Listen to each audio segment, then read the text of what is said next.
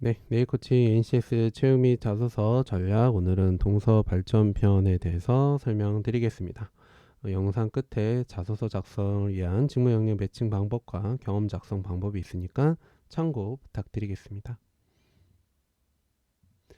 네, 한국 동서발전 같은 경우에는 충청남도, 울산광역시, 강원도, 경기도, 전라남도, 여주시에 이렇게 각각 발전소를 운영하고 있고요. 이번 채용 공고를 보니까 총 80명을 채용합니다. 그 중에 이제 대졸 수준은 67명, 고졸 수준은 8명 채용하고 있습니다. 이 중에서 가장 눈에 띄는 것은 이제 발전기계, 전기 이렇게 두 직무가 20명 정도 되는 인원을 채용하고 있습니다. 지원 자격에서는 이제 기술직 같은 경우에는 기사 자격증 이상 보유한 지원자가 지원할 수 있습니다. 자, 선발 절차 및 일정 보자면은 5월 9일까지 서류 접수해 주셔야 되고요. 그리고 이제 서류 전형 같은 경우에는 적격자 전원에게 필기시험에 대한 응시를 기회를 줍니다. 자, 그 말의 뜻은 자소서를 대충 써도 된다가 아니라요.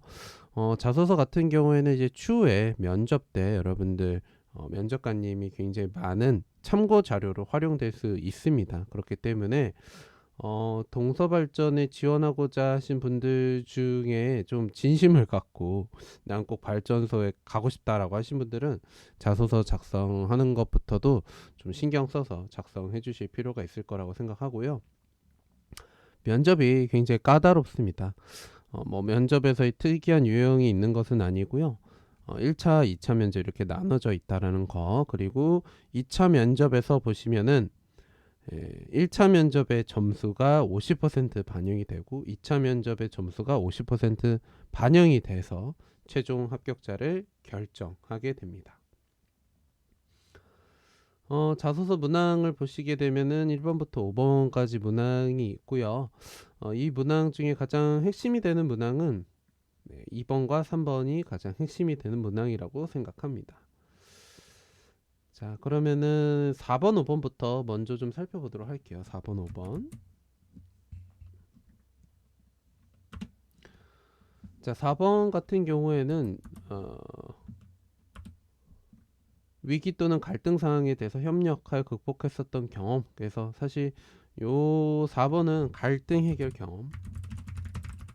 네, 갈등 해결 경험을 쓰시면 되겠죠. 그래서 크게 자소서 작성하셨던 분들 입장에서는 어려움은 없을 거라고 생각하고요. 자, 그리고 5번 같은 경우에는 공공의 이익, 뭐 환경 보호라든지 사회적 약자 배려, 공동체 발전을 위해서 자발적으로 노력했었던 경험입니다.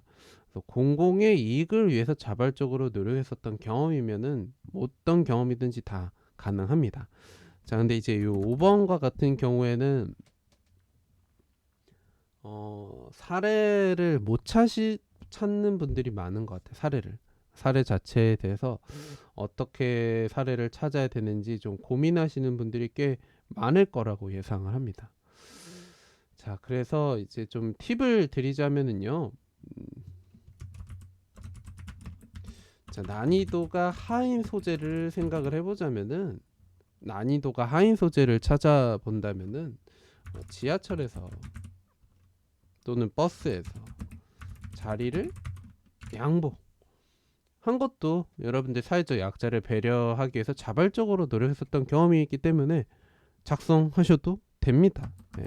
생각해 볼 수 있는 사례들에 있어서 가장 쉬운 사례를 생각해 봤습니다. 자, 그러면은 여러분들도 이 난이도 하보다는 난이도 중짜리, 중소재 정도는 찾으실 수 있으실 거라고 생각합니다. 그러니까 에이 지하철 버스 자리 양보한 거 쓰면 좀 안 좋겠다라고 생각하시면 그 다음 거 이거보다는 좀 더 나을 만한 소재 여러분들이 찾아보시면 좋겠죠.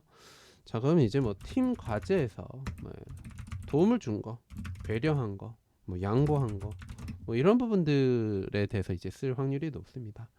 자, 그럼 난이도 상 소재는 뭐냐고요? 네, 사실 상 소재의 기준은 없습니다. 근데 이제 여러분들이 5번을 이렇게 소재를 찾으시다 보면은 소재가 없다, 관련된 경험이 잘 생각나지 않는다라고 하시는 분들이 많은 것 같아요. 자, 그래서 제가 이제 팁을 드렸죠.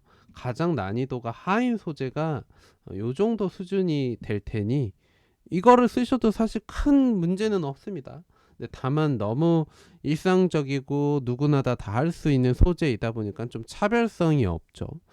자, 그래서 요거보다는 좀 더 나을 만한 소재를 생각해 보자 라고 하면은 팀 과제에서 도움을 준 거, 배려했었던 거, 양보했었던 거, 뭐 요런 부분들이 이제 나올 확률이 높고, 아니면은 뭐 봉사 경험, 네. 봉사 경험에서 이제 5번 문항에 관련된 내용들을 아마 기술하실 수 있으실 거라고 생각합니다. 자, 그러면은 이제 주요한 문항들 이제 살펴볼게요. 1번은 마지막에 할 거고요. 2번, 3번 보도록 하겠습니다. 자, 2번, 3번에서 이제 공통적인 키워드는요, 여러분들의 전문성을 요구한다라는 겁니다. 전문성. 자, 그렇기 때문에 2번, 3번을 잘 작성하기 위해서는요, 직무 역량 분석, 직무 역량 분석이 필요합니다. 그래서 여러분들의 직무 역량 매칭을 통해서 여러분들만의 전문성 하나, 그리고 전문성 두 개, 두 가지를 쓰셔야 되겠죠. 2번, 3번과 같은 내용을 쓰기 위해서는요. 자, 그 중에서 순서가 매우 중요할 것 같은데요. 2번부터 먼저 작성하는 겁니다. 왜 2번부터 먼저 작성을 해야 되냐라고 여쭤보신다면은요. 아무래도 미래 산업을 선도하기 위한 기술 발전 방향에 대해서 여러분들이 작성을 하시고 그거를 실현하는 데 도움이 되는 기술, 요 내용을 쓰기 위해서 어느 정도 가능성을 열어 두셔야 되거든요.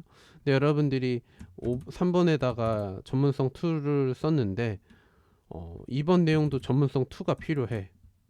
그러면은 이제 내용이 중복이 되니까 3번의 내용을 써야 되나, 3번의 전문성 1을 다시 써야 되는 일이 발생이 되는 거죠. 네. 그래서 일단은 3번 같은 경우에는 어떤 내용을 써도 사실 상관은 없거든요. 전문성 1을 쓰든 전문성 2를 쓰든. 그렇기 때문에 가능성을 조금 확장적으로 살펴보기 위한 차원에서 2번부터 먼저 쓰시는 게 가장 좋을 것 같고요. 자, 그리고 이제 하나 팁을 드리자면은, 예를 들면 전문성 1이다 라고 하면은 요 2번 내용에 가를 먼저 생각하면은 또 전문성 3이 필요할 수도 있습니다. 그럼 또 여러분들 직무 역량 매칭을 해서 전문성 3이 있는지 없는지 확인해 볼 필요도 있겠죠. 자, 그래서 2번부터 먼저 작성하시되 전문성 1을 기반으로 동서발전이 미래 산업을 선도하기 위한 기술 발전 방향과 연결고리를 좀 만들 수 있을지 판단을 해보시는 걸 추천드립니다. 그래서 전문성 1과 동서발전의 미래 산업에 선도하는 기술 또는 발전 방향이 어느 정도 좀 가닥을 맞춰갈 수 있는지, 또는 전문성 1 말고도 전문성 2 기반으로도요. 전문성 2 기반으로 먼저 고민하시기를 바라겠습니다. 자, 그래서 가를 먼저 쓰면은 전문성 1, 2가 해당 사항이 안 될 수도 있습니다. 그렇기 때문에 여러분들이 직무 역량 매칭을 통해서 찾으셨던 전문성 1, 전문성 2를 기반으로 요 가 부분을 어떻게 작성할 것인지 고민해 보시는 부분이 필요할 거라고 생각합니다. 자, 그리고 3번은 이제 나머지 전문성 1이든 전문성 2든 나머지 하나를 기반으로 노력했었던 거, 그리고 노력했었던 거 기반으로 무엇을 얻게 되었고 더 노력하기 위해서 어떤 계획을 좀 가지고 힘쓰려고 할 것인지 계획 쓰시면 될 것 같습니다. 자, 그리고 이제 마지막 1번은 인재상에 대해서 이제 부합하는 부분을 쓰시면 되고요. 나는 주요 사업 중 가장 관심 있는 분야와 어떻게 기여할 수 있을지. 자, 이것도 마찬가지로 여러분들 직무에서 역할을 좀 살펴보시고 그 직무적 역할과 관련성이 있는 사업을 선택하시는 게 중요할 것 같습니다.